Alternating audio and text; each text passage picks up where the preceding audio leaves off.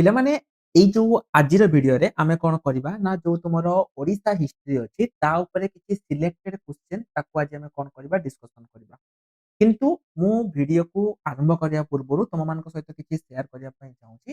ଯୋଉମାନଙ୍କର ବି ନୋଟ ଦରକାର ଯଦି ତୁମମାନଙ୍କର କିଛି ନୋଟ ଦରକାର ରହୁଛି ତମେମାନେ ଆମ ଆପ୍ଲିକେସନ ଅଲ୍ ଏକ୍ସାମ ସାଥୀ ଯୋଉଟା କି ତମେ ସ୍କ୍ରିନରେ ଦେଖିପାରୁଥିବ ତମେମାନେ ଏଇଟାକୁ ଇନଷ୍ଟଲ କରିକି ତମେମାନେ ଫ୍ରିରେ ନୋଟ ପାଇପାରିବ। ତା ସହିତ ଯୋଉମାନେ ବି ଚାହୁଁଛ ସେମାନେ ଟେଲିଗ୍ରାମ ଗ୍ରୁପରୁ ମଧ୍ୟ ଯାଇକି ତମେ ଜଏନ ହେଇପାରିବ ହେଲା। ଏବଂ ଏଠି ପିଲାମାନେ ଦେଖ ଆମର ଯୋଉ ବେଚ୍ ଗୁଡିକ ରହିଛି ସେ ବେଚ୍ ଗୁଡିକ ଷ୍ଟାର୍ଟ ହେଇଯାଇଛି। ଯେମିତି କି ପଞ୍ଚାୟତ ପାଇଁ ଯୋଉ ବେଚ୍ ରହିଛି ସେଟା ଆସନ୍ତା ସୋମବାର ପାଖରୁ ଆମର ବେଚ୍ ଗୁଡିକ ଷ୍ଟାର୍ଟ ରହୁଛି ପଞ୍ଚାୟତ। ସେମିତି ତମର ଯୋଉ ରହିଛି ଆଗାମୀ ଦିନରେ ଯୋଉ ଜୁନିୟର ରେଭିନ୍ୟୁ ଆସିଷ୍ଟାଣ୍ଟ ଆସୁଛି 1500 ପାଖାପାଖି ତା ପାଇଁ ମଧ୍ୟ ଆମର ଜିରୋରୁ ରିଷ୍ଟାର୍ଟ ବେଚ୍ ଷ୍ଟାର୍ଟ ହେଇଯାଇଛି।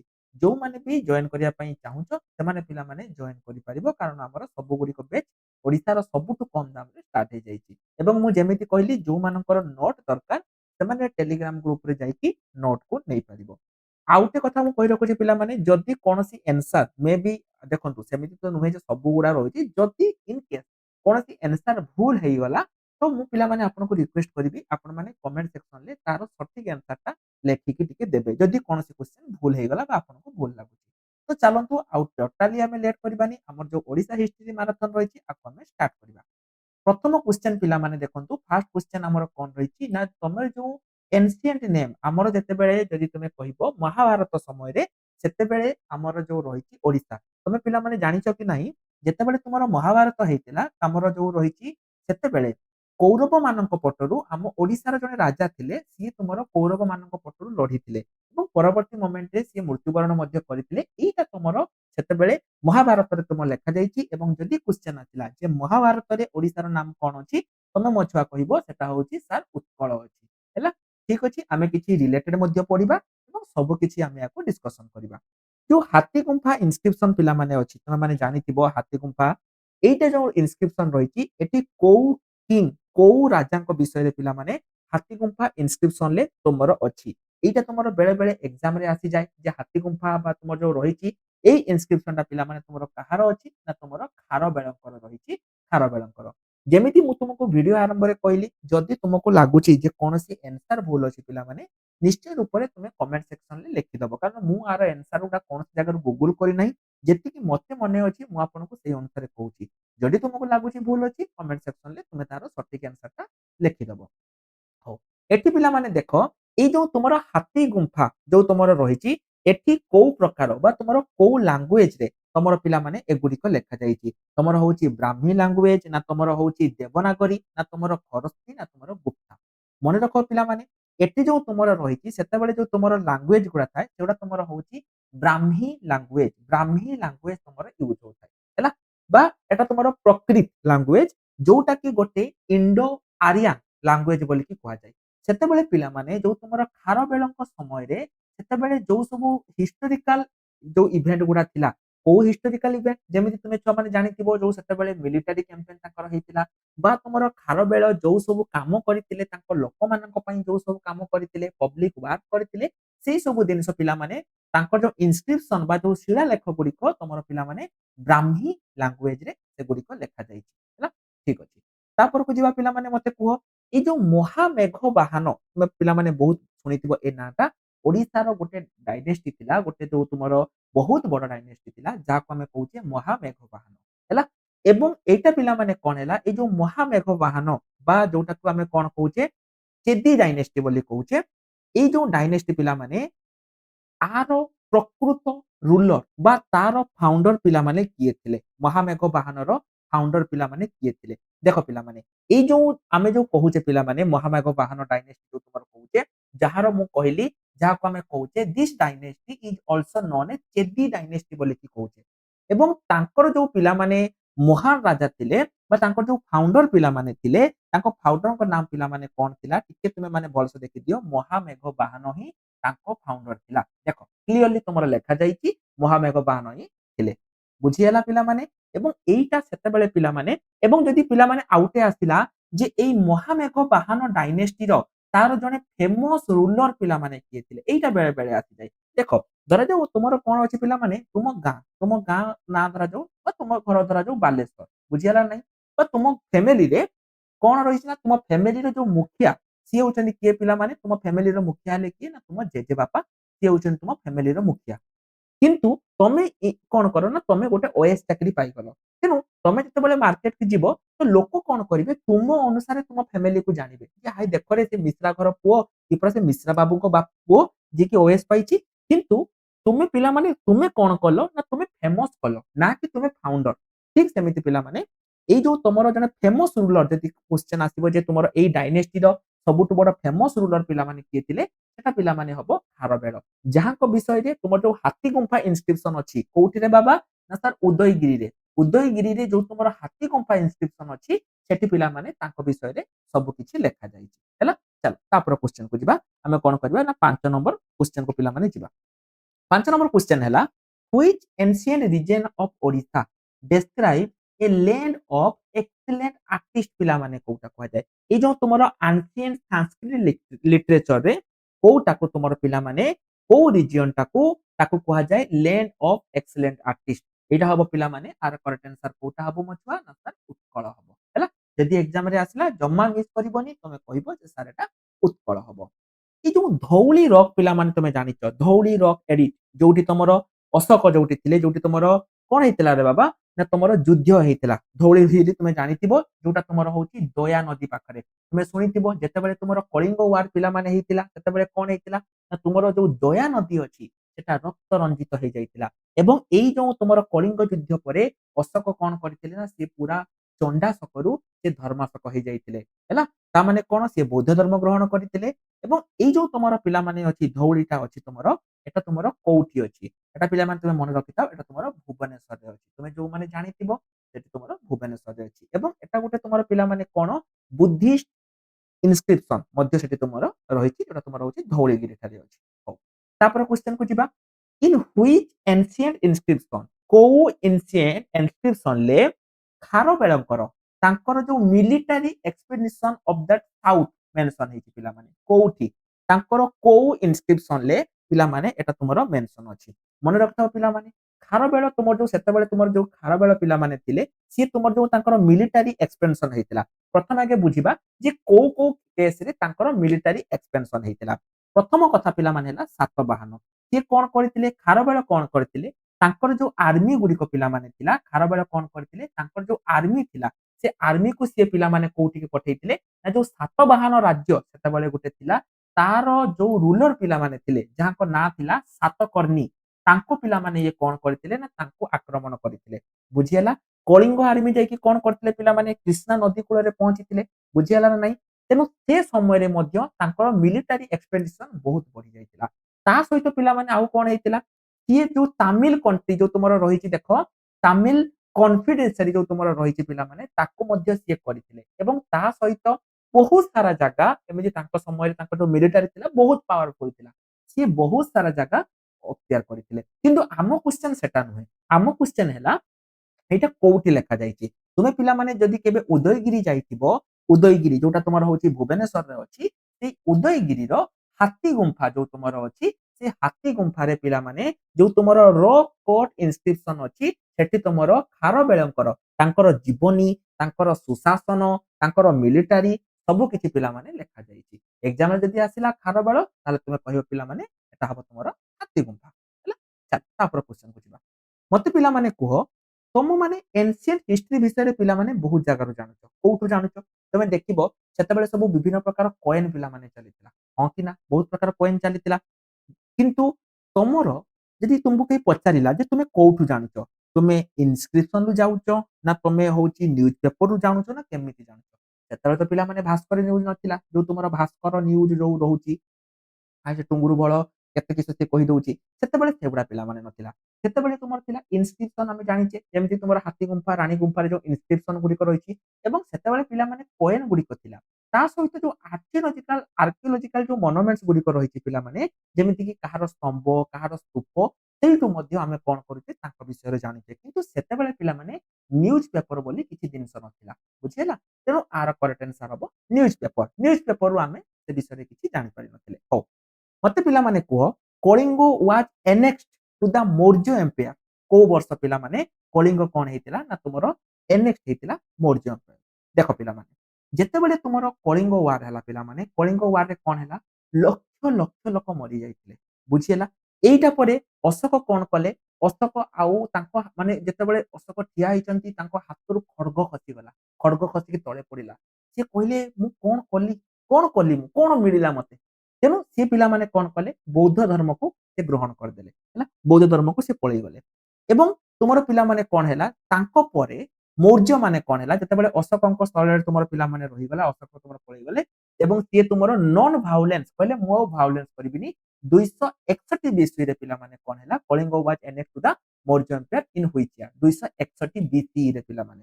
ବୁଝିହେଲା ନାଇଁ? 261 ବିସିରେ କଳିଙ୍ଗ କଣ ହେଇଥିଲା, ଯୋଉ ଆମର କଳିଙ୍ଗ ଥିଲା, ଯୋଉ ତୁମର ମୌର୍ଯ୍ୟ ମାନଙ୍କର ସହିତ annexed ହେଇଯାଇଥିଲା। ଏଟା ହବ ତୁମର 261 ବିସି। ଯେତେବେଳେ ପିଲାମାନେ ଖାରବେଳ ଶାସନ କରୁଥିଲେ, ଖାରବେଳଙ୍କ ସମୟରେ, ଖାରବେଳ ଯେତେବେଳେ ଶାସନ କରୁଥିଲେ, ସେତେବେଳେ ତୁମର ଯୋଉ ରହିଛି କଳିଙ୍ଗର କ୍ୟାପିଟାଲ କୋଉଠି ଥିଲା ଖାରବେଳଙ୍କ ସମୟରେ? ଏଇଟା ତୁମର ପିଲାମାନେ ବେଳେ ବେଳେ ଆସେ। ମନେ ରଖିଥାଅ, ଯେତେବେଳେ ତୁମର କଳିଙ୍ଗରେ ଖାରବେଳ ଶାସନ କରୁଥିଲେ, ସେତେବେଳେ ତାଙ୍କର ଯୋଉ କ୍ୟାପିଟାଲ ପିଲାମାନେ ଥିଲା, ଏଟା ଥିଲା ତୁମର ଶିଶୁପାଳଗଡ। ପାଟଳିପୁତ୍ର ପିଲାମାନେ ନଥିଲା, ଶିଶୁପାଳଗଡ ତୁମର ଥିଲା ଖାରବେଳଙ୍କ ସମୟରେ। ମନେ ରହିବ? ଠିକ ଅଛି। ଏଇ କ୍ୱେଶ୍ଚନ ଟାକୁ ପିଲାମାନେ ମୁଁ ଜାଣିଛି ତମେମାନେ ଯଦି ଡାଉଟ ରହୁଛ, ଏଇ କ୍ୱେଶ୍ଚନ ଟାକୁ ମୁଁ ଆଉଥରେ ତୁମକୁ ଟିକେ କହିଦଉଛି ଯେ Kalinga was annexed to the Maurya empire କୋଉ ବର୍ଷରେ? ଯୋଉ ତୁମର କଳିଙ୍ଗ ୱାର ଯେତେବେଳେ ହେଲା, ସେତେବେଳେ ପିଲାମାନେ 261 ବିସିରେ ଯେତେବେଳେ ତୁମର କଳିଙ୍ଗ ୱାର ହେଲା, ସେତେବେଳେ କଳିଙ୍ଗ କଣ କଲେ, ଯୁଦ୍ଧରେ ତ ହାରି ତ ହାରି ନାହାନ୍ତି, ସେ ତ ଜିତି ତ ଗଲେ, କିନ୍ତୁ ଯେତେବେଳେ ସେ ଏତେ ଲୋକ ଦେଖିଲେ ବା ଯେତେବେଳେ ଦେଖିଲେ ଏତେ ଲୋକ ମରିଛନ୍ତି, ସେ ତୁମର ଚଣ୍ଡାଶୋକର ଧର୍ମଶୋକ ହେଇଯାଇଥିଲେ ଏବଂ ସେ ବୁଦ୍ଧ ଧର୍ମକୁ ପଳେଇ ଗଲେ ଏବଂ ସେଇ 261 ବିସିରେ ତୁମର କଣ ହେଇଥିଲା ନା, କଳିଙ୍ଗ annexed ହେଇଥିଲା ମୌର୍ଯ୍ୟ ଏମ୍ପାୟାର ଦ୍ୱାରା। ହେଲା? ଠିକ ଅଛି। ହଉ, ଏଇଟା ମତେ ଟିକେ ପିଲାମାନେ କୁହ, which of the following kingdom ruled over the parts of Odisha after the decline of Gupta Empire? ଯେତେବେଳେ ପିଲାମାନେ ଗୁପ୍ତା ଏମ୍ପାୟାର ଡିକ୍ଲାଇନ ହେଲା, ଡିକ୍ଲାଇନ ମାନେ କଣ, ଯେତେବେଳେ ତୁମର ଗୁପ୍ତା ଏମ୍ପାୟାର ପତନ ଘଟିଲା, ତାପରେ କୋଉ ଏମ୍ପାୟାର ସେତେବେଳେ ତୁମର କଣ କରିଥିଲା ପିଲାମାନେ, ନା ମୁଣ୍ଡ ଟେକିଥିଲା। ଏଇଟା ତୁମର ବେଳେ ବେଳେ ଆସେ। ଚାଲ ପ୍ରଥମେ ଆମେ କଣ କରିବା, ଆଗେ ଗୁପ୍ତା ଏମ୍ପାୟାର ବିଷୟରେ ପଢିବା। ବେଳେ ବେଳେ ମୋ ଛୁଆ ଆସିଯାଏ ଯେ ଗୁପ୍ତା ଏମ୍ପାୟାର ଫାଉଣ୍ଡର କିଏ? ମନେ ରଖିଥାଅ, ଗୁପ୍ତ ଏମ୍ପାୟାର ଫାଉଣ୍ଡର ହେଲା ତୁମର ଶ୍ରୀଗୁପ୍ତ। ଶ୍ରୀଗୁପ୍ତ ହେଲେ ତୁମର ଗୁପ୍ତ ଏମ୍ପାୟାର ଫାଉଣ୍ଡର।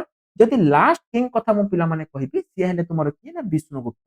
ବିଷ୍ଣୁଗୁପ୍ତ ହେଲେ ତୁମର ଗୁପ୍ତ ଏମ୍ପାୟାର ଲାଷ୍ଟ ରୁଲର। ଯେତେବେଳେ ତୁମର ଗୁପ୍ତ ଏମ୍ପାୟାର ପିଲାମାନେ ପତନ ଘଟିଲା, ପରବର୍ତ୍ତୀ ମୋମେଣ୍ଟରେ କଣ ହେଲା ନା, ତୁମର ଯୋଉ ଭୌମ୍ୟକର ଡାଇନେଷ୍ଟି ଥିଲା, ସେମାନେ ପିଲାମାନେ କଣ କଲେ, ଓଡିଶା ଉପରେ କଲେ। କୋଉ ସେଞ୍ଚୁରୀ ସମୟରେ? ସେଟା ତୁମର ହଉଛି ଅଷ୍ଟମରୁ ଦଶମ ସେଞ୍ଚୁରୀ ସମୟରେ। ବୁଝିହେଲା? ଗୁପ୍ତା ଏମ୍ପାୟାର ପରେ ତୁମର ହଉଛି ଭୌମ୍ୟକର ଏମ୍ପାୟାର, ସେମାନେ ତୁମର କଲେ। ଏବଂ ଗୁପ୍ତ ଏମ୍ପାୟାର ଲାଷ୍ଟ ରୁଲର ପିଲାମାନେ ହଉଛନ୍ତି ତୁମର କିଏ ନା, ତୁମର ବିଷ୍ଣୁଗୁପ୍ତ। ଏଇ ଯୋଉ ଭୌମ୍ୟକର ଏମ୍ପାୟାର ପିଲାମାନେ ଥିଲେ, ଏମାନେ ଓଡିଶାରେ କୋଉ ଦଶକରୁ କୋଉ ଦଶକ ତୁମର ଶାସନ କରିଥିଲେ? ଦେଖ ପିଲାମାନେ, ଏଇ ଯୋଉ ଭୌମ୍ୟକର ମାନେ ଥିଲେ, ସେମାନଙ୍କର କ୍ୟାପିଟାଲ ପ୍ରଥମେ ଆଗେ କୋଉଠି ଥିଲା? ଦେଖ, ତାଙ୍କର କ୍ୟାପିଟାଲ ଥିଲା ଗୁହ ଦେବପଟକ।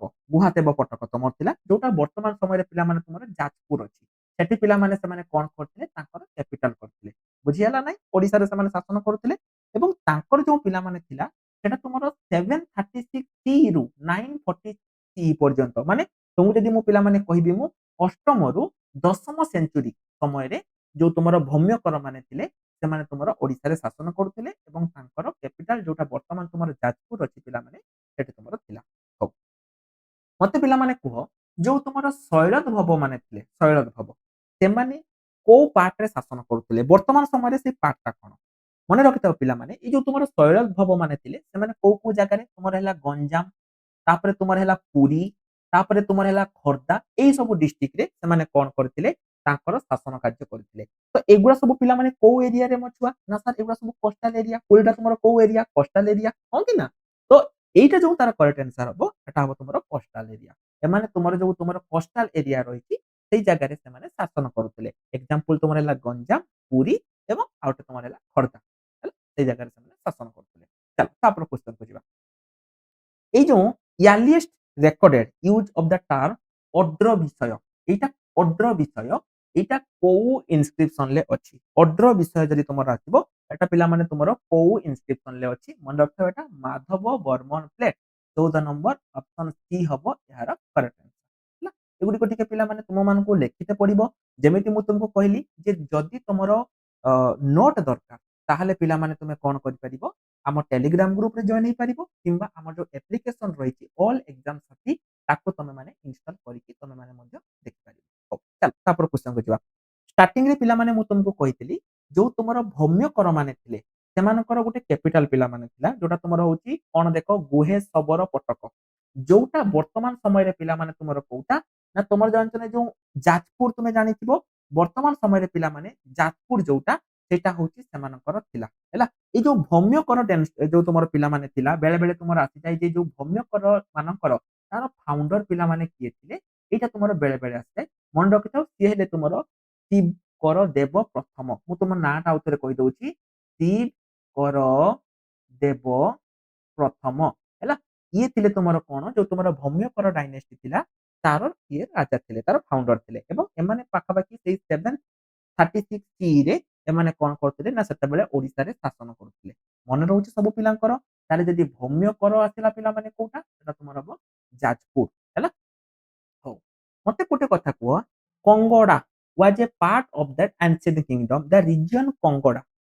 was a part of which ancient kingdom ଏଇ ଯୋଉ ତୁମର କଙ୍ଗଡା ପିଲାମାନେ ଥିଲା ଏଟା କୋଉ ଡାଇନେଷ୍ଟି ବା କୋଉ ancient kingdom ର ଏଟା ଗୋଟେ ପାର୍ଟ ଥିଲା ଉତ୍କଳ ଦକ୍ଷିଣ କୋଶଳ ନା ତୁମର ହଉଛି କଳିଙ୍ଗ ଦେଖ ପିଲାମାନେ ଏଇ ଯୋଉ କଙ୍ଗଡା ପିଲାମାନେ ଥିଲା ପ୍ରଥମ କଥା ହେଲା ଏଟା ତୁମର କୋଉ ଡାଇନେଷ୍ଟିର ପିଲାମାନେ ଥିଲା ଏଟା ତୁମର ହେଲା ଶୈଳଭାବ ଡାଇନେଷ୍ଟି ଶୈଳଭାବ ଡାଇନେଷ୍ଟି ଯୋଉଟା ସେତେବେଳେ ଇଷ୍ଟର୍ଣ୍ଣ ଇଣ୍ଡିଆରେ ତୁମର ଯୋଉ ରହିଛି ସେମାନେ ଏଇ ସମୟରେ ଶାସନ କରୁଥିଲେ କୋଉ ଏରିଆ ପିଲାମାନେ ମୁଁ ତୁମକୁ କହିବି ନା ବର୍ତ୍ତମାନ ସମୟରେ ଯୋଉ ତୁମର ଗଞ୍ଜାମ କିମ୍ବା ଯଦି ମୁଁ ତୁମକୁ କହିବି ଖୋର୍ଦ୍ଧା କିମ୍ବା ପୁରୀ ଏଇ ଜାଗାରେ ପିଲାମାନେ ଏମାନେ କଣ କରୁଥିଲେ ଶାସନ କରୁଥିଲେ ବୁଝିହେଲା ନାଇଁ ଏବଂ ଏମାନଙ୍କ ଯୋଉ କ୍ୟାପିଟାଲ ପିଲାମାନେ ଥିଲା ସେ କ୍ୟାପିଟାଲ ମଧ୍ୟ ତୁମର କଙ୍ଗଡା ଥିଲା ଯୋଉଟା କି ବର୍ତ୍ତମାନ ସମୟରେ ତୁମେ ଯଦି ଚିଲିକା ପାଖରେ ପିଲାମାନେ ଗୋଟେ ଜାଗା ଶୁଣିଛ ନା ନାଇଁ ବାଣପୁର ଶୁଣିଛ ନା ଶୁଣିନ ଚିଲିକା ପାଖରେ ଗୋଟେ ଜାଗା ଥିବ ଯାହାର ନାଁ ହେଲା ବାଣପୁର ସେଇଠି ପିଲାମାନେ ଏମାନେ କଣ କରୁଥିଲେ ତାଙ୍କର ଯୋଉ ରହିଛି କ୍ୟାପିଟାଲ ନଗରୀ ତିଆରି କରିଥିଲେ এটা ଅପସନ ହବ ଅପସନ ସି କଳିଙ୍ଗ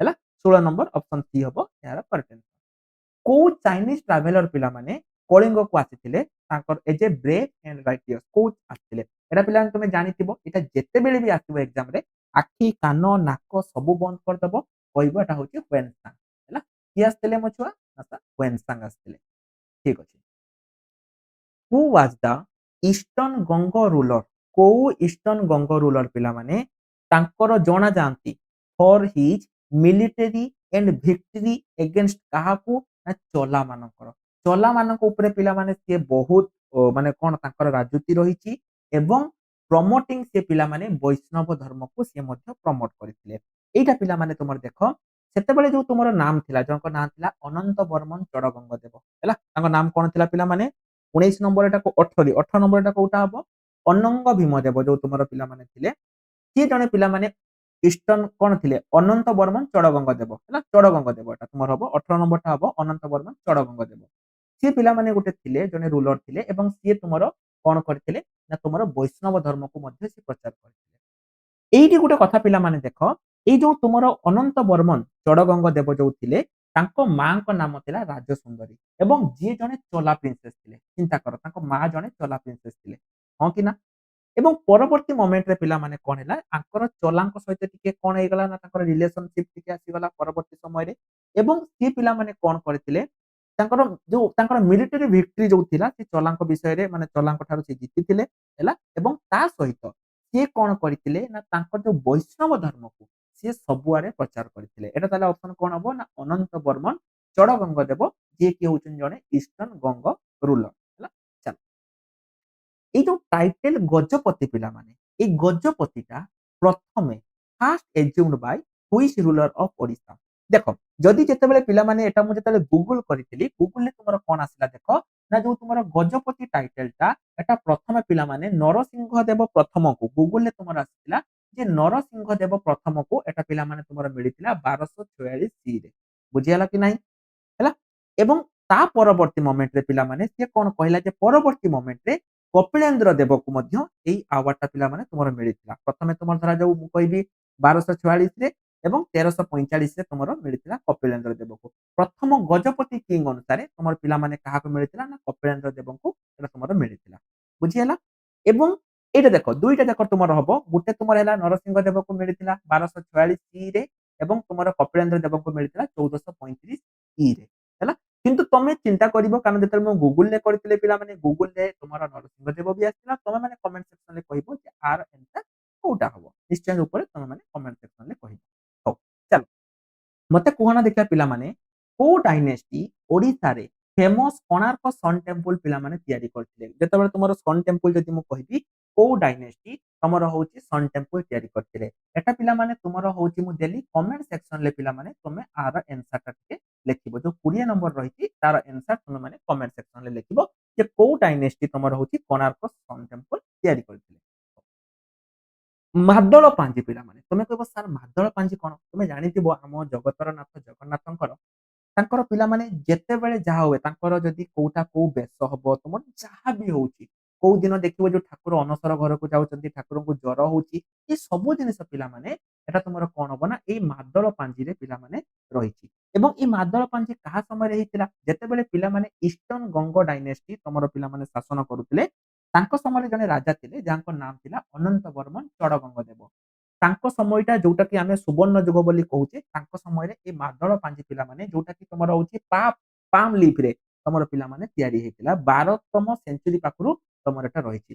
ତାର ମୁଖ୍ୟ କାମ କଣ ନା ତମର ଜଗନ୍ନାଥଙ୍କର ଯେତିକି ସେରିମନି ହଉଛି ଯେତିକି ଯାହା ବି ହଉଛି ସବୁ କିଛି ପିଲାମାନେ ଏଇ ମାଦଳ ପାଞ୍ଜିରେ ହିଁ ଲେଖାଯାଇଛି। ତେଣୁ ଏଟା ତମର ହବ କାହା ସମୟରେ ହେଇଥିଲା ନା ତମର ଯୋଉ ଇଷ୍ଟର୍ଣ୍ଣ ଗଙ୍ଗ ଡାଇନେଷ୍ଟିରେ ଜଣେ ରାଜା ଥିଲେ ଯାହାଙ୍କ ନାମ ଥିଲା ଅନନ୍ତ ବର୍ମନ ଚଡଗଙ୍ଗ ଦେବ। ହଉ ତାପରେ କ୍ୱେଶ୍ଚନ କୁ ଯିବା। Who among the following Gajapati ruler defeated କାହାକୁ ନା ତମର ରେଡ୍ଡି ରୁଲର ଅଫ ରାଜମନ୍ଦ୍ରୀ।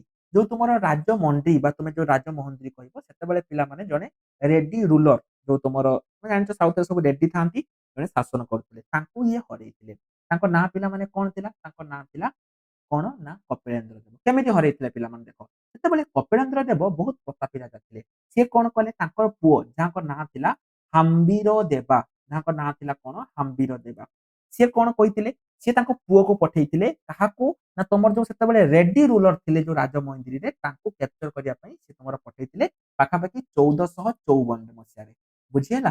ଏବଂ ପରବର୍ତ୍ତୀ ମୋମେଣ୍ଟରେ ପିଲାମାନେ କଣ ହେଲା ନା ତୁମେ ଯୋଉ ରେଡ୍ଡି କିଙ୍ଗ ୱାଜ ୱିକ୍ ମାନେ ସେମାନେ କଣ ହେଲା ହେଇଗଲା ଏବଂ ଇଏ ପିଲାମାନେ କଣ କରିଥିଲେ ତାଙ୍କୁ ହରେଇ ଦେଇଥିଲେ। ଯୋଉ ତୁମର Gajapati ruler the following Gajapati ruler defeated the Reddy rulers of Rajamahendri ତାକୁ ପିଲାମାନେ ଇଏ କଣ କରିଥିଲେ ହଟେଇ ଦେଇଥିଲେ। ଏବଂ ଏଟା ତମର ଯୋଉ ମୁଖ୍ୟ କିରଦାର କିଏ ଥିଲେ ବା ତୁମର ଯୋଉ ମୁଖ୍ୟ ସୂତ୍ରଧାର କିଏ ଥିଲେ ନା ଯୋଉ କପିଳେନ୍ଦ୍ର ଦେବଙ୍କ ପୁଅ ଥିଲେ ପିଲାମାନେ ହାମ୍ବିରା ଦେବ ଯିଏ କି ସକ୍ସେସଫୁଲି ପିଲାମାନେ ଯାଇକି 1454 ମସିହାରେ କଣ କରିଥିଲେ ତମର ରାଜମହେନ୍ଦ୍ରୀପୁର ଯୋଉ ରେଡ୍ଡି ରୁଲର ତାଙ୍କୁ ରେଡ୍ଡି କରିକି ବାହାରକୁ ଫିଙ୍ଗି ଦେଇଥିଲେ ହେଲା। ହଉ। ସେତେବେଳେ ପିଲାମାନେ ଯିବା ତୁମେ ଯଦି ଦେଖିବ ଏଟା ତମର ହଉଛି ଗଜପତି ଡାଇନେଷ୍ଟି ହେଲା। ସେତେବେଳେ ତୁମର ସବୁ ଗଜପତି ଡାଇନେଷ୍ଟିର ବଡ ବଡ ରୁଲର ଥିଲେ ତୁମର ଯଦି ମୁଁ କହିବି ପ୍ରତାପ ରୁଦ୍ର ପୁରୁଷୋତ୍ତମ ଦେବ ବହୁତ ବଡ ବଡ ରୁଲର ଥିଲେ।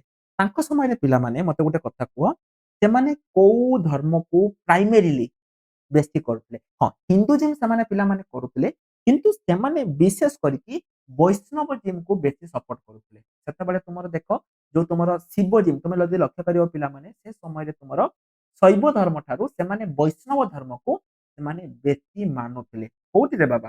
ହିନ୍ଦୁ ଧର୍ମରେ। Which Gajapati ruler conflict with Krishna Devaraya ଆ ଭିତରୁ କୋଉ ଗଜପତି ରୁଲର ପିଲାମାନେ ତାଙ୍କର ଗୋଟେ କନଫ୍ଲିକ୍ଟ ଥିଲା? କନଫ୍ଲିକ୍ଟ ମାନେ ତୁମେ ବୁଝୁଛ କାହା ସହିତ ନା କୃଷ୍ଣା ଦେବରାୟ ଯିଏକି ବିଜୟନଗର ଏମ୍ପାୟାର ପିଲାମାନେ ଥିଲା। ତ ଆର କରେକ୍ଟ ଆନ୍ସର ପିଲାମାନେ କୋଉଟା ହବ? ଆର କରେକ୍ଟ ଆନ୍ସର ହବ ପ୍ରତାପ ରୁଦ୍ର ଦେବ। ସେତେବେଳେ ତୁମର କଣ ଥିଲା ଯୋଉ ତୁମର ଗଜପତି ଜଣେ ରୁଲର ଥିଲେ ଯାହାଙ୍କ ନାମ ଥିଲା ପ୍ରତାପ ରୁଦ୍ର ଦେବ ତାଙ୍କର ପିଲାମାନେ କଣ ହେଇଥିଲା ନା ତାଙ୍କର କନଫ୍ଲିକ୍ଟ ଥିଲା ହେଲା। କଣ ତାଙ୍କ ସହିତ ଗୋଟେ କନଫ୍ଲିକ୍ଟ ଥିଲା ଏବଂ ଏଠି ପିଲାମାନେ ଦେଖ କଣ ହେଇଛି ନା ଖାଲି ଏ କନଫ୍ଲିକ୍ଟ ଟା ପିଲାମାନେ ଖାଲି ଟିକେ ନୁହେଁ ଏଟା ତମର ହଉଛି ବର୍ଷ ବର୍ଷ ଧରିକି ଏଇ ଯୋଉ କନଫ୍ଲିକ୍ଟ ଟା ତମର ଥିଲା ଏଟା ପିଲାମାନେ ତମର ଥିଲା କଣ ପାଇଁ ନା ସେତେବେଳେ ଯୋଉ ପିଲାମାନେ ତୁମର ଯୋଉ ବିଜୟନଗର ଡାଇନେଷ୍ଟି ଥିଲା ଦେଖ ତମେ ଯଦି ଇଣ୍ଡିଆନ ମ୍ୟାପ ଦେଖିବ ବିଜୟନଗର ଡାଇନେଷ୍ଟି ହଉଛି ଏଇ ତଳ ପକ୍ଷେ ଅଛି। ଏମାନେ ପିଲାମାନେ କଣ ଚାହୁଁଥିଲେ ବିଜୟନଗର ଡାଇନେଷ୍ଟି କଣ ଚାହୁଁଥିଲା ସେ ସବୁବେଳେ ଚାହୁଁଥିଲା କେମିତି ସେ ଅକ୍ତିଆର କରିବ। ସେ ଯୋଉ ଆମର ଉଦୟଗିରି ପୋର୍ଟ ରହିଛି ସେଗୁଡାକୁ ଏମାନେ କଣ କରୁଥିଲେ ନା ତୁମର କ୍ୟାପଚର କରିବା ପାଇଁ ଚାହୁଁଥିଲେ। କୋଉଟାରେ ବାବା? ବିଜୟନଗର ଆର୍ମି। ଏବଂ ସେମାନେ କଣ କରୁଥିଲେ ଏବଂ ସେତେବେଳେ ପିଲାମାନେ କଣ ହଉଥିଲା ନା ବିଜୟନଗର ଡାଇନେଷ୍ଟି ବହୁତ ବଡ ଥିଲା ବହୁତ ବଡ ତାକୁ ତା ଗ୍ରେଟ ବିଜୟନଗର ଏମ୍ପାୟାର କହୁଥିଲେ ଏବଂ ବାରମ୍ବାର ପିଲାମାନେ ସେମାନେ ଆକ୍ରମଣ କରୁଥିଲେ। ତମର ଯୋଉ ଗଜପତି ରୁଲର ସେମାନେ କଣ କରୁଥିଲେ ବାରମ୍ବାର ଆକ୍ରମଣ କରୁଥିଲେ କଣ ପାଇଁ ନା ସେମାନେ ଚାହୁଁଥିଲେ ଯେ ତାଙ୍କର ଯୋଉ କଣ କହିବି ତାଙ୍କର ଯୋଉ ଏରିଆଟା ରହିଛି ତାକୁ ବିସ୍ତାର କରିବା ପାଇଁ ସେ ଚାହୁଁଥିଲେ ଏବଂ ସେମାନେ କରିଥିଲେ ମଧ୍ୟ। ଯୋଉ ତୁମର ଆନ୍ଧ୍ରର ଯୋଉ କୋଷ୍ଟାଲ ପଟ ପିଲାମାନେ ରହିଛି ତାକୁ ସେମାନେ ଅଣ୍ଡରଟେକିଂ କରିଦେଇଥିଲେ କିନ୍ତୁ ପରବର୍ତ୍ତୀ ମୋମେଣ୍ଟରେ ପିଲାମାନେ ଗୋଟେ ଟ୍ରିଟି ହେଲା ତାଙ୍କ ଭିତରେ। ଯେତେବେଳେ ବାରମ୍ବାର ଆକ୍ରମଣ କଲେ କଣ ହବ ନା ଗୋଟେ ଟ୍ରିଟି ହେଲା। ସେମାନେ କଣ କଲେ କହିଲେ ଠିକ ଅଛି ଚାଲ ଆଉ ଆମେ କଣ କରିବା ଆଉ ଆମେ କରିବାନି କେତେ ଝଗଡା ଲାଗିବା ଚାଲ ଗୋଟେ ଟ୍ରିଟି କରିବା। ଏଇ ଟ୍ରିଟିରେ ପିଲାମାନେ କଣ ହେଲା ନା ସେତେବେଳେ ଯୋଉ ତୁମର ଗଜପତିର ଜଣେ ରୁଲର ଥିଲେ ତାଙ୍କ ନାମ ଥିଲା ପ୍ରତାପ ରୁଦ୍ରଦେବ। ତାଙ୍କର ଜଣେ ଝିଅ ପିଲାମାନେ ଥିଲା। ତାଙ୍କର ଝିଅ ହେଲା ତାଙ୍କର ଝିଅ ଯାହାଙ୍କ ନାଁ ଥିଲା ଭବାନୀ ଗୋମତୀ। ତାଙ୍କୁ ପିଲାମାନେ କଣ କରିଥିଲେ ଯୋଉ ତୁମର କ୍ରିଷ୍ଣା ଦେବରାୟ ଥିଲେ ଇଏ କଣ କରିଥିଲେ ତାଙ୍କୁ ମ୍ୟାରେଜ କରିଥିଲେ। ଯେ କୁହନ୍ତିନି କି ଯେ ତୁମର ଯୋଉ ତୁମେ ସାଉଥ ଫିଲ୍ମରେ ଦେଖିଥିବ ଯେ ତୁମର ଦିଟା ଗାଁ ଥିବ ଦିଟା ଗାଁରେ ସବୁ କଣ ଥିବ ବର୍ଷ ବର୍ଷ ଧରିକି ଝଗଡା ହଉଥିବ। ତ ସେ ଗାଁର ଲୋକମାନେ କଣ କରିବେ ଗୋଟେ ଫ୍ୟାମିଲିର ପୁଅକୁ ଆଉ ଗୋଟେ ଫ୍ୟାମିଲିର ଝିଅ ସହିତ ବାହାଘର କରିଦେବେ। କରିଦେଲେ କଣ ହବ ନା ଦି ଗାଁ ତାଙ୍କର ମିଶିକି ରହିଯିବେ। ଏମାନେ ମଧ୍ୟ ପିଲାମାନେ ସେମିତି କଲେ। ତମର ଯୋଉ ପ୍ରତାପ ରୁଦ୍ର ଦେବଙ୍କର ଯୋଉ ଝିଅ ଥିଲା ତାକୁ ଇଏ କଣ କଲେ କ୍ରିଷ୍ଣା ଦେବରାୟଙ୍କ ସହିତ ବାହାଘର କରିଦେଲେ ଏବଂ ପରବର୍ତ୍ତୀ ମୋମେଣ୍ଟରେ ସେଇ ଯୋଉ ଦୁଇଟା ଡାଇନେଷ୍ଟି ତୁମର ଥିଲା ଗଜପତି ଆଉ ବିଜୟନଗର ଏମ୍ପାୟାର ଭିତରେ ସୁଖ ରହିଗଲା ହେଲା। କଣ ପାଇଁ ବାରମ୍ବାର ଝଗଡା କରିବେ ତେଣୁ ସବୁ କାଫି କରିଦେଲେ। After the fall of Gajapati ଯେତେବେଳେ ପିଲାମାନେ ଗଜପତି ଡାଇନେଷ୍ଟିର ପତନ ଘଟିଲା ସେତେବେଳେ ତୁମର ଭୋଇ ଡାଇନେଷ୍ଟି ତୁମର ଆସିଲା। କ୍ୱେଶ୍ଚନ ହେଲା ଏଇ ଯୋଉ ଭୋଇ ଡାଇନେଷ୍ଟି ତୁମର ରହିଛି ଆର କିଏ କରିଥିଲେ ମନେ ରଖ ପିଲାମାନେ 1541 ମସିହାରେ ଯେତେବେଳେ ତୁମର ଗଜପତି ଡାଇନେଷ୍ଟିର ପତନ ମାନେ ଇଏ ଘଟିଲା ସେତେବେଳେ ପିଲାମାନେ କଣ ହେଇଥିଲା ଗୋଟେ ନୂଆ ଡାଇନେଷ୍ଟି ଆସିଥିଲା। କୋଉ ଡାଇନେଷ୍ଟି ନା ସିଏ ହଉଛି ଆମର ଗୋବିନ୍ଦ ବିଦ୍ୟାଧର ଯିଏ ତୁମର କରିଥିଲେ ଭୋଇ ଡାଇନେଷ୍ଟି। ଏବଂ ଗୋଟେ କଥା ପିଲାମାନେ ତୁମେ ଜାଣିଥିବ କି ନାହିଁ ସେତେବେଳେ କଣ ହଉଥିଲା ଧରାଯାଉ ଗୋଟେ ଡାଇନେଷ୍ଟି ପିଲାମାନେ ଧରାଯାଉ ଏ ଡାଇନେଷ୍ଟି ଆଉ ଗୋଟେ ଏଇ ଯୋଉ ଏ ଡାଇନେଷ୍ଟିର ଯିଏ ଲାଷ୍ଟ ରୁଲର ପିଲାମାନେ ଥିବ ସିଏ ଯଦି ସେ ଦୁର୍ବଳ ଥିବ ଲାଷ୍ଟ ରୁଲର ମାନେ କଣ ସେ ଦୁର୍ବଳ ଥିବ ସବୁବେଳେ କଣ ହଉଥିଲା ଏ ଡାଇନେଷ୍ଟିର ଗୋଟେ କେହି ମନ୍ତ୍ରୀ କିମ୍ବା କେହି ସେନାପତି ସେ ଠକିକି ବସିଥିବ। ସିଏ ଯଦି ଦେଖିଲା ଯେ ଏଇ ଡାଇନେଷ୍ଟିର ଲାଷ୍ଟ ରୁଲରଟା ଟିକେ ୱିକ୍ ହଉଛି ଆମ ଓଡିଆରେ ଗୋଟେ କଥା ଅଛି ଯେ କଣ ନଇଁ ପଡିଥିବୁ ଯେତେବେଳେ ବିଧା ମାରିବୁ ସେତେବେଳେ ସେଇଭଳିଆ କେସ୍ ପିଲାମାନେ ସେତେବେଳେ ହଉଥିଲା। ଯେତେବେଳେ ଏମାନେ ଦେଖୁଥିଲେ ଯୋଉ ମନ୍ତ୍ରୀ ସେନାପତି ଦେଖୁଥିଲେ ଯେ ଲାଷ୍ଟ ରୁଲର ପିଲାମାନେ ଇଏ ଅଛି ଇଏ ଟିକେ ୱିକ୍ ଅଛି ଏମାନେ ତାକୁ ହରେଇକି ତାଙ୍କ ନିଜ ଡାଇନେଷ୍ଟି ତିଆରି କରିଦଉଥିଲେ ହଁ କି ନା ସେମିତି ପିଲାମାନେ ହେଇଥିଲା ଇଏ ତାଙ୍କର ଗୋଟେ ଗଜପତି ଡାଇନେଷ୍ଟିର ଗୋଟେ ମିନିଷ୍ଟର ଥିଲା ଏବଂ ସିଏ କଣ କଲା ତାଙ୍କର ଯେତେବେଳେ ମାନେ ଲାଷ୍ଟ ରୁଲର ଯିଏ ତୁମର ଥିଲେ ତାଙ୍କୁ ହରେଇକି ଇଏ ପିଲାମାନେ କଣ କରିଥିଲା ନା ତମର ଗୋଟେ ନୂଆ ଡାଇନେଷ୍ଟି ତିଆରି କରିଥିଲା ସେଟା ତମର ହଉଛି ଭୋଇ ଡାଇନେଷ୍ଟି ହେଲା। ତାକୁ ଟିକେ ପିଲାମାନେ ଏଟା ଗୋଟେ ମନେ ରଖିବ ଏବଂ ଏଇଟା ତମର ହଉଛି ବହୁତ କମ ବୟସ ବହୁତ କମ ସମୟ ସେମାନେ ଶାସନ କରିଥିଲେ 1541 ରୁ 1560 ପାଖାପାଖି 19 ବର୍ଷ ପାଖାପାଖି ଏମାନେ ଶାସନ କରିଥିଲେ। এটা ଟିକେ ତମେ ମାନେ ମନେ ରଖିଥିବ। ତାପରେ ତୁମର କଣ ହେଲା ଯୋଉ ମୁକୁନ୍ଦ ଦେବ ପରବର୍ତ୍ତୀ ମୋମେଣ୍ଟରେ ପିଲାମାନେ ତୁମର ମୁକୁନ୍ଦ ଦେବ ଆସିଲେ ଯିଏକି ତୁମର ଚାଲୁକ୍ୟ ଡାଇନେଷ୍ଟିରେ ଥିଲେ ସିଏ ତୁମର ଏଇ ଯୋଉ ଗୋବିନ୍ଦ ବିଦ୍ୟାଧରକୁ କାଢିକି ଫିଙ୍ଗି ଦେଇଥିଲେ ଏବଂ ପରବର୍ତ୍ତୀ ସମୟରେ ତାଙ୍କ ଡାଇନେଷ୍ଟି ପିଲାମାନେ ଶାସନ ହେଇଥିଲା। ବର୍ତ୍ତମାନ ସମୟରେ ପିଲାମାନେ ଆମେ ଆଗକୁ ଯିବା। Who was the Afghan general ଯିଏକି ରେସ୍ପନ୍ସିବୁଲ ଫର ଦ କନକ୍ୱେଷ୍ଟ ଅଫ ଓଡିଶା 1568 ଦେଖ ପିଲାମାନେ ସେତେବେଳେ କଣ ହେଲା ଏଇଠି ଗୋଟେ ବହୁତ ବଡ ଘଟଣା ଗଲା। ତୁମେ ପିଲାମାନେ ଶୁଣିଛ କି ନାହିଁ ଯୋଉ ଗୋଟେ କାହାବତ ଅଛି ଆସିଲା କଳା ପାହାଡ ଭାଙ୍ଗିଲା ଲୁହାର ବାଡ ପିଇଲା ମହାନଦୀର ପାଣି ସୁବର୍ଣ୍ଣ ଥାଳିରେ କଣ ଅନ୍ନ ପରସିଲେ ମୁକୁନ୍ଦ ଦେବଙ୍କ ରାଣୀ। ଯଦି ତୁମର କ୍ୱେଶ୍ଚନ ଆସିଲା ଯେ ଲାଷ୍ଟ ହିନ୍ଦୁ ରୁଲର ପିଲାମାନେ କିଏ ଥିଲେ ସିଏ ଥିଲେ ତୁମର ମୁକୁନ୍ଦ ଦେବ ବୁଝିହେଲା କି ନାହିଁ। ଏଇ ଯୋଉ କଳା ପାହାଡ ପିଲାମାନେ ଥିଲା ଇଏ ଜଣେ କଣ ଥିଲା ଇଏ ଜଣେ ହିନ୍ଦୁ ଥିଲା ପ୍ରଥମେ କିନ୍ତୁ ପରବର୍ତ୍ତୀ ମୋମେଣ୍ଟରେ ଇଏ ଗୋଟେ ହିନ୍ଦୁକୁ ବାହା ବି ହେଇଥିଲା କିନ୍ତୁ ଗୋଟେ ମୁସଲିମ ଝିଅ ପଛରେ ତାର ପ୍ରେମରେ ଇଏ ପାଗଳ ହେଇଗଲା। ପରବର୍ତ୍ତୀ ସମୟରେ ଇଏ ତାକୁ ବାହା ହେଲା ତାକୁ ବାହା ସାରିକି ଯେତେବେଳେ ମାନେ ପରବର୍ତ୍ତୀ ସମୟରେ ତାକୁ ମୁସଲିମ ମାନେ ବି ଗ୍ରହଣ କରିଦେଇଥିଲେ କିନ୍ତୁ ଯେତେବେଳେ ଇଏ ପରବର୍ତ୍ତୀ ମୋମେଣ୍ଟରେ ତା ସ୍ତ୍ରୀ ପାଖରୁ ବିତାଡିତ ହେଇକି ଯେତେବେଳେ ଇଏ ଆସିଲା ତାକୁ ଏ ଯୋଉ ହିନ୍ଦୁ ମାନେ ଥିଲେ ସେମାନେ ତାକୁ କହିଲେନି କହିଲେ ଆମେ ଆଉ ତତେ ଆମ ପାଖକୁ ନବାନି ତାକୁ ଏମାନେ ଘୃଣା କଲେ ତାକୁ ଖେଦି ଦେଲେ। ଏଇଟାରେ ସିଏ କଣ କଲା ସେ ବହୁତ ରାଗିଗଲା ଏବଂ ସିଏ ପଳେଇଗଲା କାହା ପାଖକୁ ସେତେବେଳେ ଆଫଗାନ ମାନେ କଣ କରୁଥିଲେ ସେମାନେ ଚାହିଁକି ବସିଥିଲେ ଆମେ କେମିତି ଓଡିଶା ଉପରେ ଆକ୍ରମଣ କରିବା କାରଣ ସେତେବେଳେ ଉତ୍କଳ ବହୁତ ଧନ ଧାନ୍ୟ ପରିପୂର୍ଣ୍ଣ ଥିଲା। ସେତେବେଳେ ଯୋଉ ଆଫଗାନ ରୁଲର ପିଲାମାନେ ଥିଲେ ସେମାନେ କଣ କଲେ ସେମାନେ ଦେଖିଲେ ଯେ ଏଇ କଳା ପାହାଡକୁ ଯଦି ଆମେ ଧରିବା ତାହେଲେ ଆମେ ଆରାମରେ କଣ କରିପାରିବା ନା ଓଡିଶା ଉପରେ ଆକ୍ରମଣ କରିପାରିବା ବା ଉତ୍କଳ ଉପରେ ଆକ୍ରମଣ କରିପାରିବା। ସିଏ କଣ କଲେ ନା କଳା ପାହାଡକୁ ପଠେଇଲେ ହେଲା ଯିଏକି ଅତି ନିର୍ମମ ଅତି ନିର୍ଦ୍ଦନ୍ଦୀ ଥିଲା ଏବଂ ଯିଏ ଯାଇକି ପିଲାମାନେ କଣ କଲା ଓଡିଶା ଆସିକି ଗଲା ଏବଂ ତା ପରବର୍ତ୍ତୀ ମୋମେଣ୍ଟରେ ଆଫଗାନ ମାନେ କଣ କଲେ ଆରାମରେ ଆସିକି ଓଡିଶାରେ ଆକ୍ରମଣ କରିଦେଲେ ବୁଝିହେଲା। ଏଇଠି ପିଲାମାନେ ତୁମର ଆସିଯାଏ ଯେ ତୁମର ଲାଷ୍ଟ ହିନ୍ଦୁ ରୁଲର ପିଲାମାନେ କିଏ ଥିଲେ।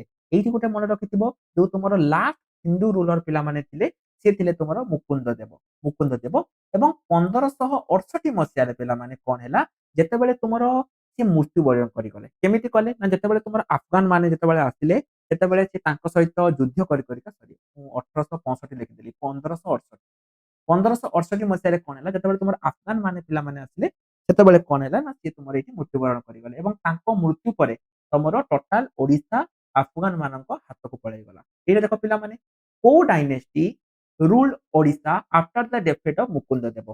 ଦେଖ ପିଲାମାନେ, ମୁଁ ତୁମକୁ କହିଲି ଯେ ମୁକୁନ୍ଦ ଦେବ ହଉଛନ୍ତି କଣ ନା ସିଏ ଜଣେ ଲାଷ୍ଟ ହିନ୍ଦୁ ରୁଲର ଥିଲେ, ତାଙ୍କ ପରେ ଆଉ କେହି ନାହାନ୍ତି। ସେ ତୁମର ହଉଛନ୍ତି ଜଣେ ଲାଷ୍ଟ ହିନ୍ଦୁ ରୁଲର ଥିଲେ। ଯେତେବେଳେ ତାଙ୍କର ମୃତ୍ୟୁ ଘଟିଲା ପିଲାମାନେ, ସେତେବେଳେ କଣ ହେଲା, ଆଉ ଜଣେ ରୁଲର ଆସିଲା, ଯୋଉଟା କି ହେଲା ତୁମର Suleman Karni.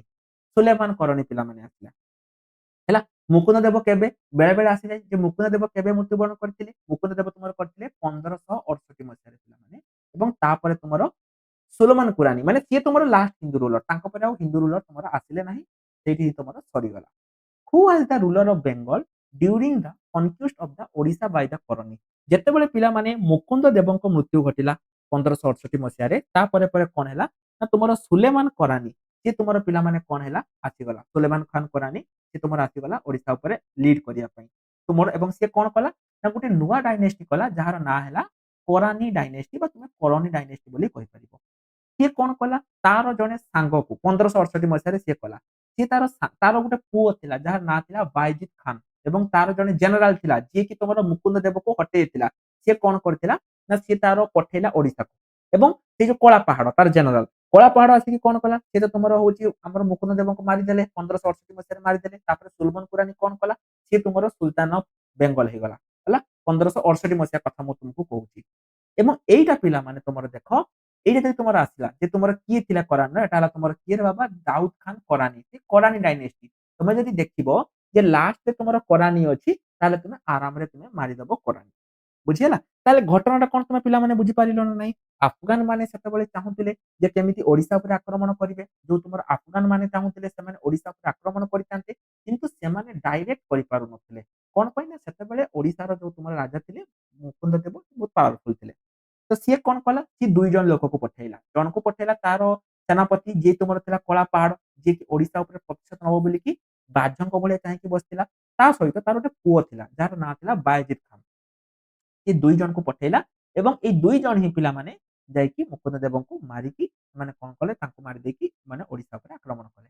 Under which Mughal subah was Odisha placed after was taken from Afghanistan.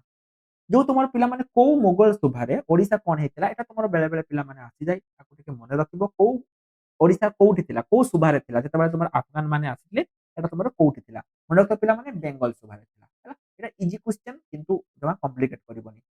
କୋଉ ବର୍ଷ କୋଉ ବର୍ଷ Odisha officially become the part of the, ଏ ଦେଖ ତମର ପିଲାମାନେ 1568 ମସିହାରେ କଣ ହେଲା ନା ତମର ଯୋଉ ଆଫଗାନ ମାନେ ଆସିଲେ, ସେମାନେ ତୁମର ମୁକୁନ୍ଦ ଦେବକୁ ହରେଇ ଦେଲେ।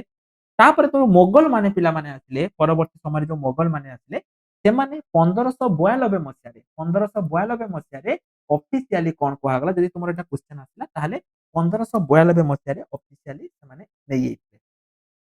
ନବାବ ଅଫ ନାଜିମ ଅଫ ବେଙ୍ଗଲ, ଯିଏ କି ବେଙ୍ଗଲ କଣ୍ଟ୍ରୋଲ ଓଡିଶା ଆଣ୍ଟିଲ ଅକୁପାଏଡ ବାଇ ବ୍ରିଟିଶ। ଦେଖ ପିଲାମାନେ, ଗୋଟେ ପରେ ଗୋଟେ ଷ୍ଟେପ ତୁମର ଆକ୍ରମଣ କରିଚାଲିଛନ୍ତି ଆମ ଓଡିଶା ଉପରକୁ, ମାନେ ଆମ ଓଡିଶା କେତେ ବଢିଆ। ପ୍ରଥମେ ଆଫଗାନ ମାନେ ଆସିଲେ, ସେମାନେ ତ ଲୁଟିକି ପଳେଇଗଲେ, ସେମାନଙ୍କ ପରେ ମୁଗଲ ମାନେ ଆସିଗଲେ, ମୁଗଲ ମାନଙ୍କ ପରେ ପିଲାମାନେ କଣ ହେଲା ନା ତମର ବ୍ରିଟିଶ, ତାପରେ ତୁମର ଏଠି ଏମାନେ ବି ଶାସନ କରୁଛନ୍ତି, ମରାଠା ମାନେ ବି ଶାସନ କରୁଛନ୍ତି, ସେମାନେ ବି ଆସିକି ଆମକୁ ଲୁଟିଛନ୍ତି। ତାପରେ ତୁମର ବ୍ରିଟିଶ ଆସିଛନ୍ତି। କ୍ୱେଶ୍ଚନ ହେଲା ବ୍ରିଟିଶ ମାନେ କେବେ ଆସିଲେ? ଦେଖ, ଏଇ ଯୋଉ ତୁମର ସେତେବେଳେ ତୁମର କଣ ହଉଥିଲା ନା, ଯେତେବେଳେ ତୁମର ମରାଠା ମାନେ, ବ୍ରିଟିଶ ମାନଙ୍କ ପୂର୍ବରୁ ତୁମର କଣ ଥିଲା ନା ତୁମର ମରାଠା ମାନେ ଶାସନ କରୁଥିଲେ, ହଁ କି ନା? ସେତେବେଳେ 1751 କଥା ଯଦି ତୁମକୁ ମୁଁ କହିବି, ସେତେବେଳେ ମରାଠା ମାନେ ଶାସନ କରୁଥିଲେ। 1803 କଣ ହେଲା, ଏଠି ତମର ହେଲା ସେକେଣ୍ଡ ଆଙ୍ଗ୍ଲୋ ମରାଠା ୱାର ହେଲା। ସେକେଣ୍ଡ ଆଙ୍ଗ୍ଲୋ ମରାଠା ୱାର ହେଲା। କାହା କାହା ଭିତରେ ହେଲା ତୁମର ନା ତୁମର ବ୍ରିଟିଶ ଇଷ୍ଟ ଇଣ୍ଡିଆ କମ୍ପାନୀ ଥିଲେ, ଯାହାର କି ହେଡ ଥିଲେ କିଏ ନା ତୁମର କର୍ଣ୍ଣେଲ ହାରକୋର୍ଟ ଥିଲେ, ତାଙ୍କ ନାଁ ଥିଲା କର୍ଣ୍ଣେଲ ହାରକୋର୍ଟ। ହାରକୋର୍ଟ ପିଲାମାନେ ତାଙ୍କର ନାଁ ଥିଲା। ଏବଂ ଏଠି ପିଲାମାନେ କଣ ହେଲା, ତମର ଆଙ୍ଗ୍ଲୋ ମରାଠା ୱାର ଗୋଟେ ସେତେବେଳେ ହେଲା। ଯେତେବେଳେ ହେଲା ପିଲାମାନେ ସେମାନେ କଣ କଲେ ନା ତୁମର ପୁରୀ, ବାରବାଟୀ, ତୁମର ଯୋଉ କଟକ, ଏଗୁଡାକ ସବୁ କରିଦେଲେ। ଏଇ ସମୟରେ କଣ ହେଲା, ଆଙ୍ଗ୍ଲୋ ମରାଠା ୱାର ସେତେବେଳକୁ ଇଂରେଜ ମାନେ ବହୁତ ପାୱାରଫୁଲ ହେଇଯାଇଥିଲେ ହେଲା। ଏବଂ ଯୋଉ ତୁମର ମରାଠା ମାନେ ଥିଲେ, ସେମାନେ ମାନେ କଣ ହେଇଥିଲେ ନା ସେମାନେ ୱିକ ହେଇଯାଇଥିଲେ। ହେନେ ଇଂରେଜ ମାନେ କଣ କରିଥିଲେ, ସେମାନେ ଚାଲାକିରେ ପିଲାମାନେ ସେତେବେଳେ ଯୋଉ ଗଡଜାତ ରାଜ୍ୟ ଗୁଡିକ ଥିଲା, ବା ସେତେବେଳେ ଯୋଉ ଇଣ୍ଡିଆରେ ଯୋଉ ତୁମର ଓଡିଶାରେ ଯୋଉ ଛୋଟ ଛୋଟ ଯୋଉ ଇଏ ଗୁଡିକ ଥିଲା, ସେମାନଙ୍କୁ ଏମାନେ ଅକ୍ତିଆର କରିଦେଇଥିଲେ। କାହାକୁ ଭୟରେ, କାହାକୁ ପଇସା ଲୋଭ ଦେଖେଇକି ତାକୁ ଅକ୍ତିଆର କରିଦେଇଥିଲେ। ଯାହା ଦ୍ୱାରା କି ଏମାନେ easily second Anglo Maratha war ସେମାନେ ଇଜିଲି ଜିତି ଯାଇଥିଲେ। ଏବଂ ପରବର୍ତ୍ତୀ ସମୟରେ ତାଙ୍କ ହାତରୁ ପିଲାମାନେ ପଳେଇ ଯାଇଥିଲା। ଓଡିଶା ୱାଜ୍ ବ୍ରଟ୍ ସେଇ ସେକେଣ୍ଡ ସେଇ ସେମ୍ କ୍ୱେଶ୍ଚନ୍ ପିଲାମାନେ କୋଉ ଯୁଦ୍ଧରେ ଓଡିଶା ବ୍ରିଟିଶ ମାନଙ୍କ ହାତକୁ ପଳେଇଥିଲା? ଏଟା ପିଲାମାନେ ହବ ତୁମର କୋଉଟା ଉପରେ ହବା? ସେକେଣ୍ଡ ଆଙ୍ଗ୍ଲୋ ମରାଠା ୱାର୍ ହେଲା। ସେକେଣ୍ଡ ଆଙ୍ଗ୍ଲୋ ମରାଠା ୱାର୍ ବେଳକୁ ତୁମର ଓଡିଶା ବ୍ରିଟିଶ ମାନଙ୍କ ହାତକୁ ପଳେଇଥିଲା। ହଉ। ତାପରେ ପିଲାମାନେ କୁହ, who was the nazim of Bengal when Odisha was lost to British? ଯେତେବେଳେ ଓଡିଶା ପିଲାମାନେ ମାନେ କଣ ହେଇଥିଲା ବ୍ରିଟିଶ ମାନଙ୍କ ହାତକୁ ପଳେଇ ଯାଇଥିଲା, ସେତେବେଳେ କଣ ହେଇଥିଲା ନା ତୁମର କୋଉ ସେତେବେଳେ କିଏ ଥିଲେ ପିଲାମାନେ? କିଏ ତୁମର ଯୋଉ ତୁମର ନାଜିମ୍ ଯଦି ମୁଁ କହିବି ସେତେବେଳେ ତୁମର କିଏ ଥିଲେ? ଏଇଟା ଟିକେ ପିଲାମାନେ ମନେ ରଖିଥିବ। ସେତେବେଳେ ତୁମର ଥିଲେ ମୀର କାସିମ। ମୀର କାସିମ ତୁମର ପିଲାମାନେ ଥିଲେ ବା ନବାବ ଅଫ ବେଙ୍ଗଲ ଥିଲେ। କୋଉ ବର୍ଷ ପର୍ତ୍ତୁଗୀଜ ମାନେ established A settlement in India? ଦେଖ ଏଇଠି ଗୋଟେ କଥା ପିଲାମାନେ ମନେ ରଖିଥାଉ, ଯୋଉ ତୁମର ପର୍ତ୍ତୁଗୀଜ ମାନେ ମଧ୍ୟ ତୁମର ଆସିଥିଲେ ଓଡିଶା ଉପରକୁ, ତୁମର ପର୍ତ୍ତୁଗୀଜ ମାନେ ମଧ୍ୟ ତାଙ୍କର ମଧ୍ୟ ନଜର ଥିଲା, ପର୍ତ୍ତୁଗୀଜ ମାନେ ମଧ୍ୟ ସେମାନେ ତୁମର ଆସିଥିଲେ। କିନ୍ତୁ ସେମାନଙ୍କର ଯୋଉ ପିଲାମାନେ ଥିଲା, ଯୋଉ ତୁମର ପର୍ତ୍ତୁଗୀଜ ମାନେ ଯେତେବେଳେ ତୁମର ଆସିଲେ 1514 ମସିହାରେ, ପ୍ରଥମେ ଆସିକି ସେମାନେ ଆସିକି ପିପିଲିରେ ପହଞ୍ଚିଥିଲେ। ପିପିଲିରେ ଯାଇକି ପ୍ରଥମେ ଆସିକି ପହଞ୍ଚିଲେ, ଯେଟା ତୁମର ବାଲେଶ୍ୱର ପିପିଲି ସେତେବେଳେ ତୁମର ଥିଲା, ତାକୁ ଆସିକି ପହଞ୍ଚିଲେ ସୁବର୍ଣ୍ଣରେଖା ନଦୀ କୂଳରେ। କିନ୍ତୁ ସେମାନଙ୍କର ପିଲାମାନେ ଇଂରେଜ ମାନଙ୍କ ଭଳିଆ ତାଙ୍କର ମାନେ କଣ ତାଙ୍କର ନିୟତ ଖରାପ ନଥିଲା। ସେମାନେ କେବଳ ଆସିଥିଲେ ଶାସନ କରିବା ପାଇଁ, ତାଙ୍କର କୌଣସି ଇଚ୍ଛା ନଥିଲା। ସେମାନେ ବେପାର ବାଣିଜ୍ୟ କରିବା ପାଇଁ ଆସିଥିଲେ। ବୁଝିହେଲା ନା ନାହିଁ? ତେଣୁ 1514 ମସିହାରେ ସେମାନେ କଣ କଲେ, ପ୍ରଥମେ ଆସିକି ସେମାନେ ତୁମର ପହଞ୍ଚିଥିଲେ ପିପିଲି, ବାଲେଶ୍ୱର ପିପିଲି ଠାରେ। Portuguese primarily conducted a trade from which port? କୋଉ ପୋର୍ଟରେ ପିଲାମାନେ ପର୍ତ୍ତୁଗୀଜ ମାନେ ଆସିକି ଏଟା କରିଥିଲେ? ମୁଁ ପିଲାମାନେ ତୁମକୁ କହିଲି କୋଉ ପୋର୍ଟରେ ବାବା, ନା ସେମାନେ ହଉଛି ପିପିଲି ପୋର୍ଟରେ। 36 ନମ୍ବର ହଉଛି ଅପସନ ବି, ପିପିଲିରେ ସେମାନେ ଆସିକି କରିଥିଲେ। Who was the Mughal governor who expelled the Portuguese from Odisha 1631 ମସିହାରେ?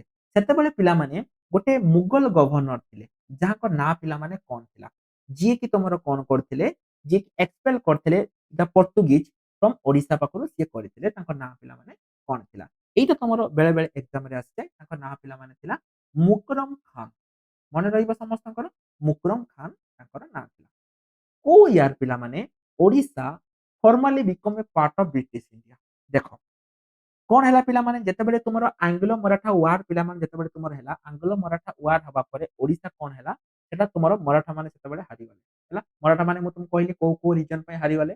1803 ମସିହା ବେଳକୁ ଓଡିଶା କମ୍ପ୍ଲିଟଲି ବ୍ରିଟିଶ ମାନଙ୍କ ହାତକୁ ପୁରା ପଳେଇ ଯାଇଥିଲା। ପୁରା ସେମାନେ ଓଭରଟେକ୍ କରିଦେଇଥିଲେ ଓଡିଶାକୁ। ହଉ। ବ୍ରିଟିଶ କେପ୍ଟା, ଏଇଠି ଗୋଟେ ପିଲାମାନେ କ୍ୱେଶ୍ଚନ ତୁମକୁ ବୁଲେଇ ଦେଲା।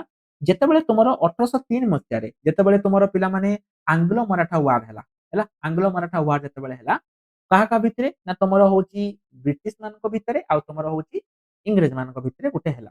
ସରି, ଦିଟା ତ ସେମ ଜିନିଷ, ଇଂରେଜ ଆଉ ତମର ମରାଠା ମାନଙ୍କ ସହିତ ହେଲା।